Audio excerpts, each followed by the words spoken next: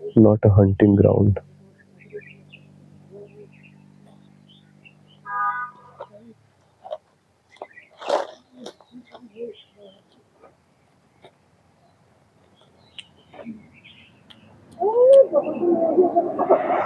शुरू करें जी। नमस्कार। हम लोग अरुणाचल प्रदेश का गांव है आहोली, वहाँ पे है। और आप देखिए, आपने ये इस तरह का साइन बोर्ड आपने जगह जगह पूरे भारत में देखा होगा, जो मोदी सरकार ने लगवाया है। आई लव उस जगह का नाम रहता है, लेकिन यहाँ पे आप देख रहे हैं कुछ अलग ही मैसेज लिखा हुआ है। और इसका कारण ये है कि एक अलग तरह का गांव है। ये है जीरो हंटिंग विलेज। और यहाँ पे एक पोस्टर लगा है जिसमें लिखा है zero hunting village, wildlife's home, not a hunting ground, protect our animals, preserve our future, compassion over the chase, a zero hunting pledge by Aholi Village Zero Hunting Team।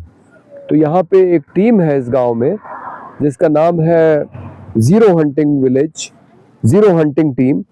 और उसने ये संकल्प लिया है कि इस गांव में किसी भी पशु पक्षी को नहीं मारा जाएगा, क्योंकि वो इस प्रकृति का हिस्सा है, जिस तरह से इंसान उसका हिस्सा है। और इंसान का बाकी पशु पक्षियों के साथ सह अस्तित्व है, तो वो सह अस्तित्व बने रहना देना चाहिए। ऐसा नहीं है कि यहाँ आदिवासी लोग जानवरों को नहीं मारते हैं।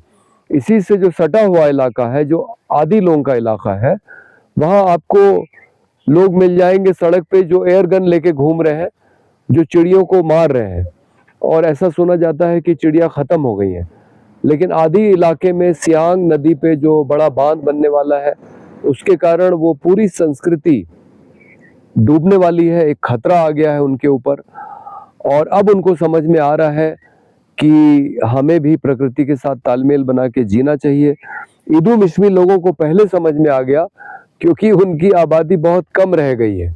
उनकी आबादी शायद 15,000 या उससे कम है। पिछले सेंसस में 9,000 लोग थे।